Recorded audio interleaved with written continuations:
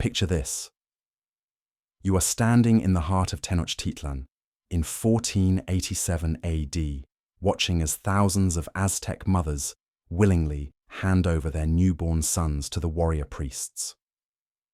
The morning mist rises from the sacred lake as you witness what appears to be an act of devotion, but is actually the first step in the most systematic and brutal military breeding program in human history. The sound of conch shells echoes across the stone pyramids, while infants are sorted like livestock, their futures determined not by love or family bonds, but by physical measurements that will dictate whether they live as warriors or die as sacrifices. Your heart pounds as you realize you are witnessing the birth of an empire built not just on conquest, but on the deliberate manipulation of human biology and psychology to create the most feared fighting force the Americas had ever seen. Before diving into these forgotten stories of survival and suffering, if you enjoy learning about the hidden truths of history, consider hitting that like button and subscribing for more content like this. And please comment below to let me know where you're listening from.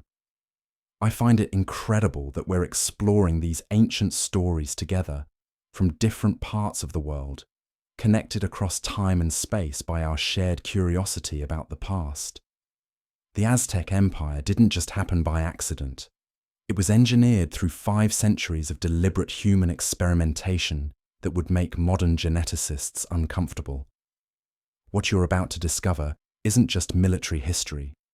This is the story of how an entire civilization transformed childbirth, childhood, and human relationships into weapons of war. Every baby born in the Aztec Empire entered a world where their DNA, their training, and their very existence served one purpose: creating warriors who felt no fear, showed no mercy, and viewed death in battle as the highest honor imaginable. The architects of this system understood something that modern military psychologists are only beginning to grasp. Fear isn't just an emotion. It's a biological response that can be systematically eliminated through controlled breeding, environmental conditioning, and psychological manipulation applied from the moment of conception. The Aztecs didn't just train soldiers. They manufactured them through a process so comprehensive and ruthless that it reshaped human nature itself within their society. When Spanish conquistador Hernán Cortés first encountered Aztec warriors in 1519 AD, he wrote to King Charles V describing soldiers who fought with supernatural courage. These weren't men driven by patriotism or religious fervor. They were human beings who had been genetically selected, psychologically conditioned, and physically transformed into living weapons through breeding practices that began generations before their birth. The Spanish had conquered most of the known world, but they had never faced an enemy quite like this. The foundation of Aztec warrior breeding began with the Calpulli, neighborhood communities that served as both residential districts and military recruitment centers. Every Calpulli maintained detailed genealogical records stretching back 7 generations, tracking not just family lineages, but specific physical and psychological traits that contributed to battlefield effectiveness. Height, muscle density, reaction time, pain tolerance, and aggression levels were all documented with the precision of modern livestock breeding programs. Aztec priests, who functioned as both religious leaders and genetic counselors, would examine these records before approving marriages. Young men and women couldn't simply fall in love and start families. Their reproductive choices were guided by calculations designed to optimize the warrior potential of their offspring. Families with histories of cowardice, physical weakness, or mental instability found their bloodlines systematically excluded from the breeding pool through social ostracism and religious prohibition.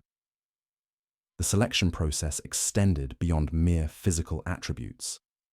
Aztec breeding practices focused intensively on psychological traits that modern military researchers call warrior mindset.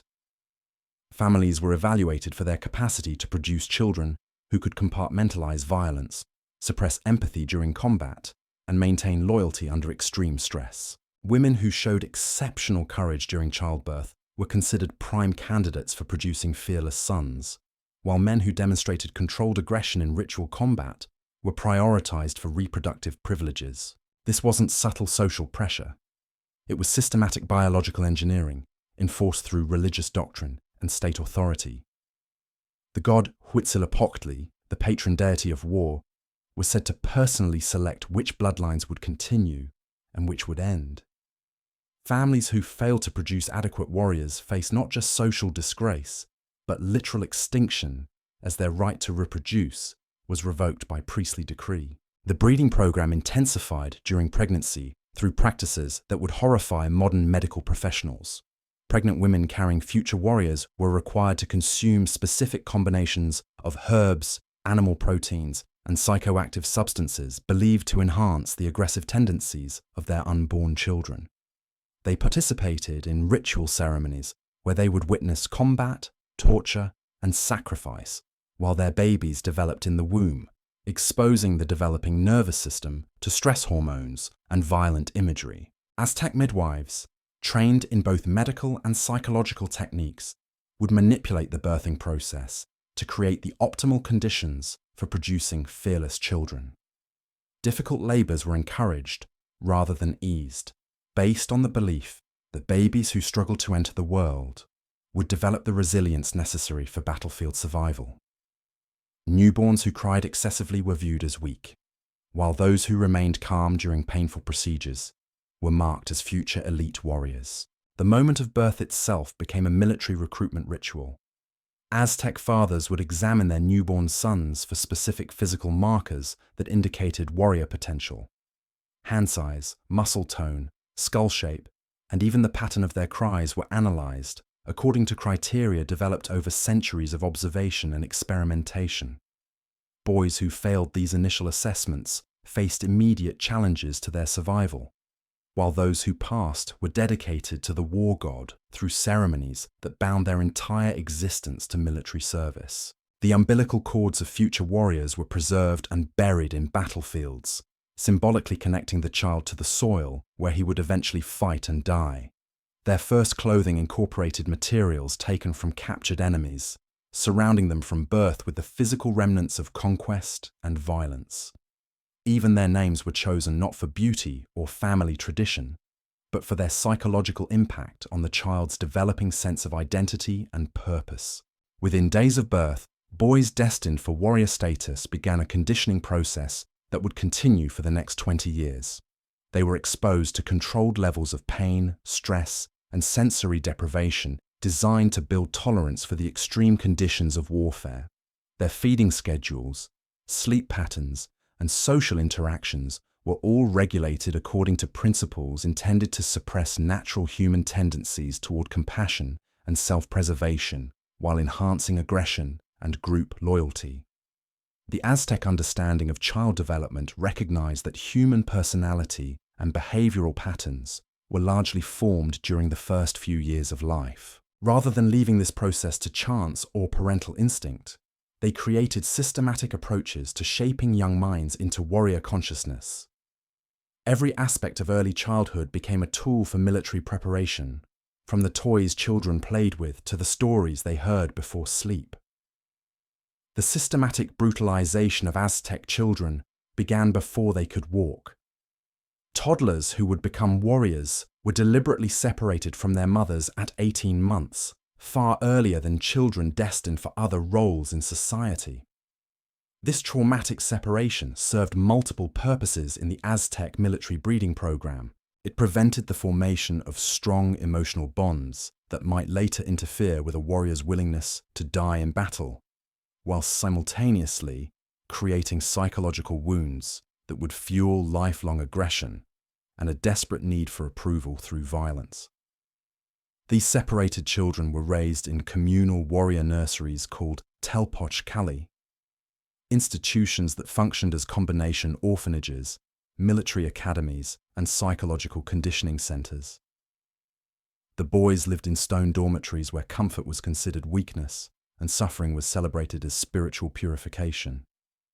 They slept on hard floors without blankets, ate meals designed to maintain hunger rather than satisfaction, and competed constantly for basic necessities like food, clothing, and shelter.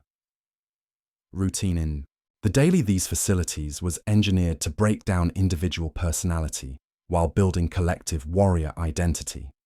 Children were awakened before dawn with war drums and forced to participate in ritual combat exercises while still barely conscious. They learned to associate the sound of drums with immediate action, creating conditioned responses that would serve them during actual battles, where split determined second reactions' survival. Pain tolerance training began with seemingly innocent games that gradually escalated into systematic torture.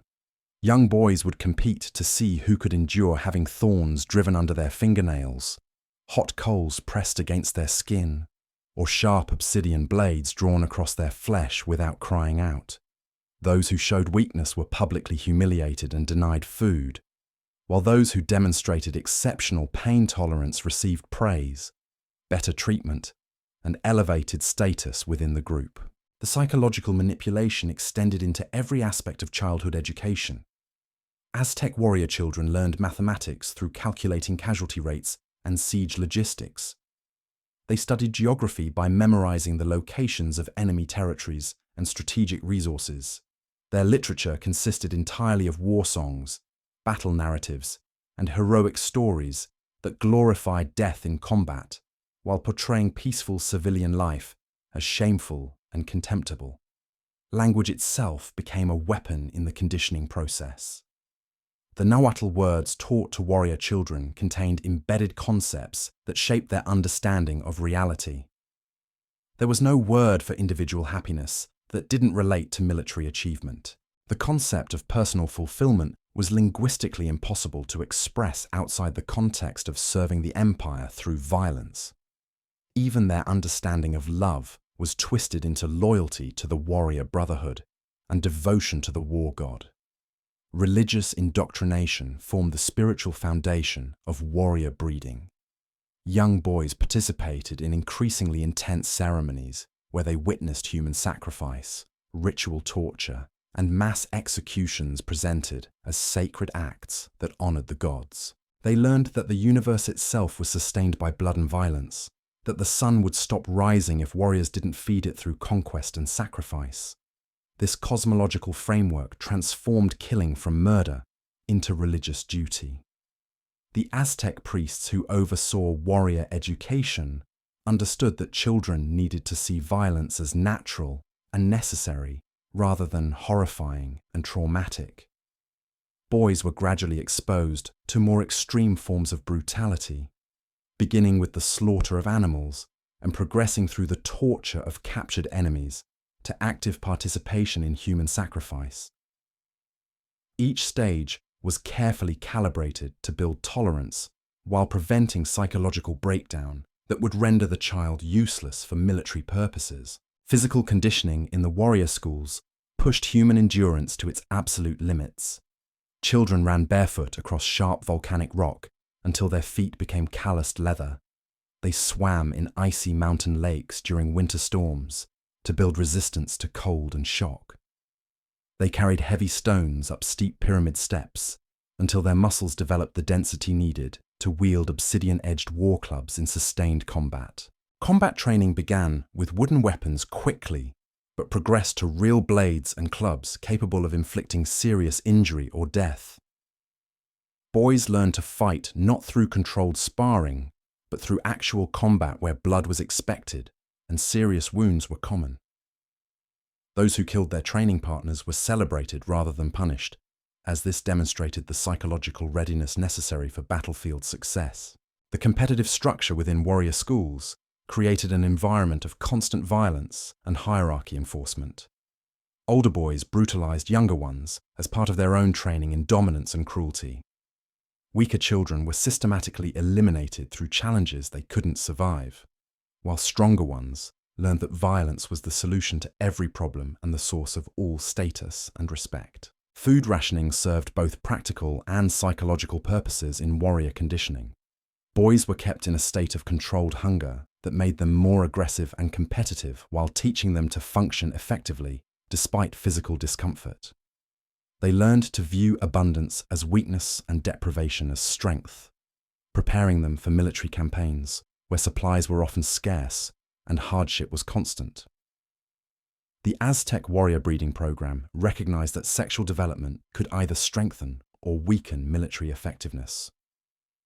Boys approaching adolescence underwent ritual procedures designed to channel their emerging sexuality into violence and domination, rather than love and pair bonding.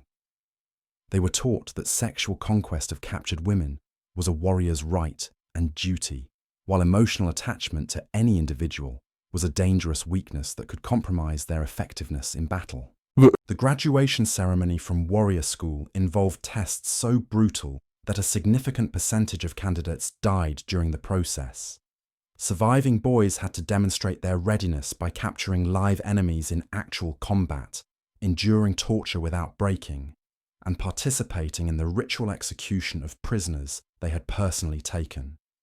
Only those who completed these final trials earned the right to call themselves Aztec warriors and begin their careers as the Empire's ultimate weapons. As we step back from the smoking ruins of Tenochtitlan and the echoes of war drums fade into history, we're left confronting one of humanity's most chilling achievements. The Aztec warrior breeding program wasn't simply military training or cultural tradition. It was the systematic transformation of human nature itself, proof that our species possesses both the capacity for breathtaking cruelty and the intelligence to engineer that cruelty into generational systems of control. These weren't random acts of violence or primitive superstitions. They were calculated, methodical, and horrifyingly effective techniques for manufacturing fearless killers from innocent children. The Aztecs understood something that modern societies still struggle to acknowledge: that human behavior, human courage, and even human compassion can be manipulated, shaped, and ultimately eliminated through deliberate conditioning applied from birth. When Cortés and his conquistadors finally conquered the Aztec Empire, they weren't just defeating an army. They were dismantling a 500-year experiment in human modification that had created warriors so psychologically transformed they barely resembled the species they were born into. The Spanish had superior weapons and technology, but they were still recognizably human. The Aztec warriors they faced had been bred and conditioned into something else entirely. The stone pyramids still stand in Mexico today, silent monuments to one of history's most ruthless attempts to remake human nature through breeding, conditioning, and systematic brutality. Tourists walk through these ruins taking photographs, unaware that they're visiting the remnants of laboratories where children were transformed into living weapons through methods that would make modern war criminals recoil in horror. Perhaps most disturbing of all is the recognition that the techniques pioneered by the Aztecs didn't disappear with their empire.